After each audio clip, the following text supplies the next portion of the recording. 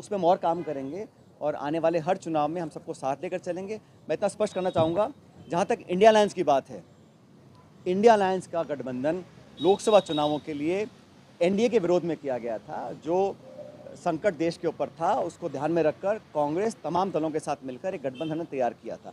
वो India alliance आज भी मजबूत है। जिन मुद्दों के साथ हमने उसका निर्माण किया था वो आज भी मौजूद है और इंडिया अलायंस मजबूती से चुनाव लड़ेगा।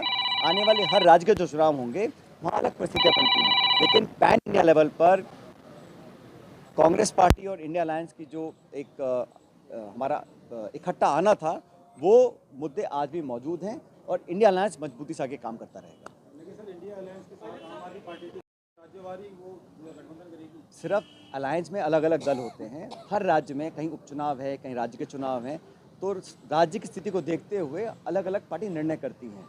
मैं नहीं मानता हूँ कि जो चुनाव जैसे हरियाणा में चुनाव हुए वहाँ हम लोग अलग अलग लड़े थे और दिल्ली में हम लोग अलग अलग लड़े थे, लेकिन जो चुनाव लोकसभा के थे उसमें हम साथ मिलकर लड़े थे। मुझे लगता है उसमें कोई बदलाव नहीं आएगा। But what about this confusion about your alliance with the Bharatiya Adivasi Party? The High Command apparently wanted it. You guys, I mean, at the state level, they didn't want it.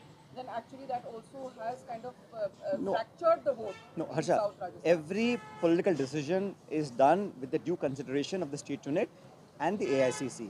Whatever is in the best interest of the party, we do that. For Lok Sabha, we had an understanding and the elections are over.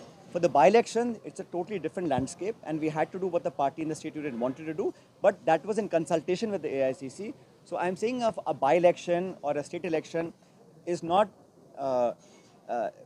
in the same purview as the India Alliance for the national elections. लेकिन भविष्य में जो भी निर्णय लिया जाएगा वो अलग अलग दलों के साथ बैठकर लिया जाएगा। लेकिन मैं फिर कहना चाहता हूँ, इंडिया अलायंस का जो गठबंधन था मजबूत है और मजबूत रहेगा। So what about Hanuman Beniwal? What's the party stand on that? मैंने कहा ना, बाई इलेक्शन में हम लोग अलग अलग लड़े थे, लेकिन जो हम चुनाव लड़े थे तो साथ ही लड़े थे। उसका परिणाम यह है कि भाजपा 11 जगहों पे चुनाव हारी थी, तो वो मजबूती का परिचय हम लोगों ने दिया था। और लोकसभा चुनाव में जब भी चुनाव होंगे हम सब मिलकर चर्चा करेंगे कैसे करना है। You have said that a cabinet minister, sitting cabinet minister, has alleged that his phone was being tapped, and the government has made a mockery of it. Do you think phone tapping used to happen during the Congress regime as well? I am saying that when a sitting minister, please understand, it is not an allegation of the opposition. It's not an allegation of an ordinary party worker or a citizen of the state. That itself is very severe and a very grave offence. But if a sitting cabinet minister has on record made that allegation that his phone is tapped, a mere organizational notice does not justify the action that should have been taken.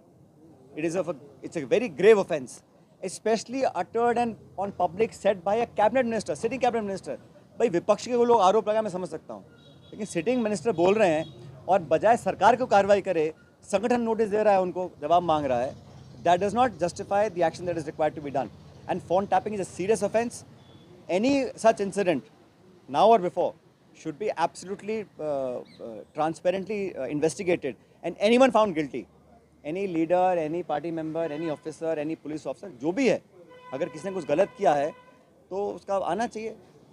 कहा है कि हर गलती सजा मांगती है, तो गलती करेगा तो सजा मिलनी चाहिए. स्वर्गीय माथुर साहब के विषय में जो आपने बात बोली, तो करुणलाल मीणा भी एक इंटरव्यू में बोल रहे थे कि ऐसा ही हुआ था, मेरे को मारने की प्लानिंग. अब वो जान बचाने के लिए ध्यान भटका रहे हैं ना, तो स्टेटमेंट दिया है भाई, स्टेटमेंट दिया ना, उस पर चर्चा करनी चाहिए उनको. और अगर ऐसा कुछ था तो प्रमाण लेकर आए उसका.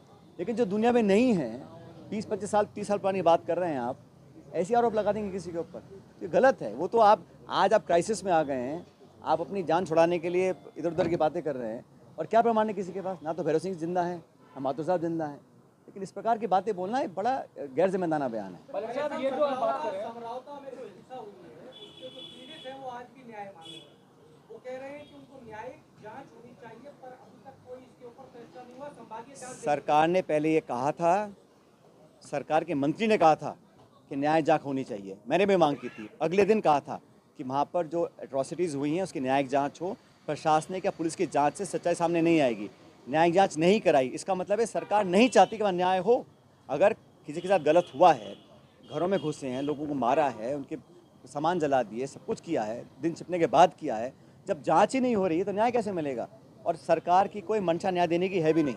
अगर होती तो बहुत पहले जांच के ऑर्डर हो जाते और दूध का दूध पानी का पानी हो जाता है। Sachin ji, you've taken a stand on phone tapping, but in the previous government, there were allegations also from people who had gone with you, your supporters, that their phones were being tapped also in the previous government.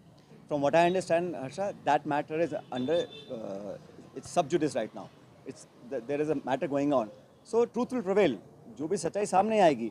मैं तो in principle बता रहा हूँ आपको, phone tapping कोई छोटा मोटा मुद्दा नहीं है, और विशेष रूप से जब सिटिंग मंत्री खुद कह रहे हैं मेरा फ़ोन टैप हो रहा है। भाई कांग्रेस के लोग बोलें तो आप कहोगे पॉलिटिकली मोटिवेटेड है, इस पे क्या बोलिएगा सर, आप कैबिनेट मिनिस्टर की बात कर रहे हैं। पूर्व मुख्यमंत्री के एक्स ओएसडी ने आरोप लगाया है कि उस समय में फोन टैपिंग हुई थी, उनको दी गई थी रिकॉर्डिंग। आप अपनी सरकार के बारे में क्या कहेंगे? आपका सवाल क्या है बताओ?